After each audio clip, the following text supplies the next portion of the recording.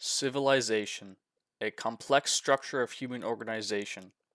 They began popping up around 4000 BC. These civilizations has laws, a state, and social norms. Now the entire world is covered in civilizations, but this was not the case in the ancient era. The ancient era mainly consisted of a few civilizations, mainly in the Middle East. My goal here is to give you an historically accurate and very basic description of the ancient era to the classical era. Civilization began with the invention of agriculture, allowing large-scale population and a stable homeland.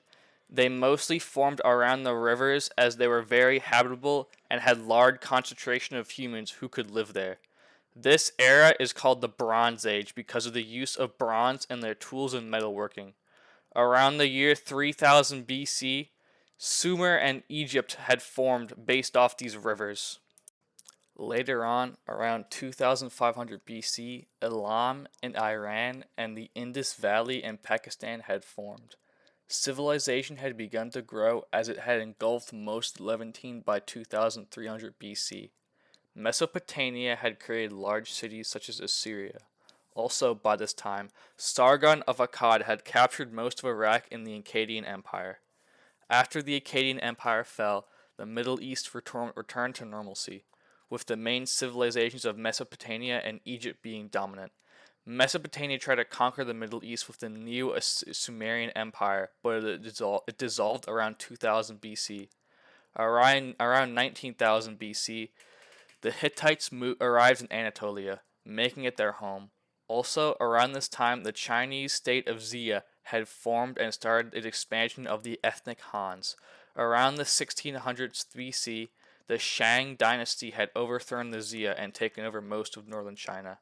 Around 1600 BC, the Mycenaeans in Greece formed, and the Indus Valley civilization fell for unknown reasons. Around this time of about 16,000 BC to more of the present era, the Middle Eastern civilizations didn't really do that much fighting, or at least not as much as earlier periods.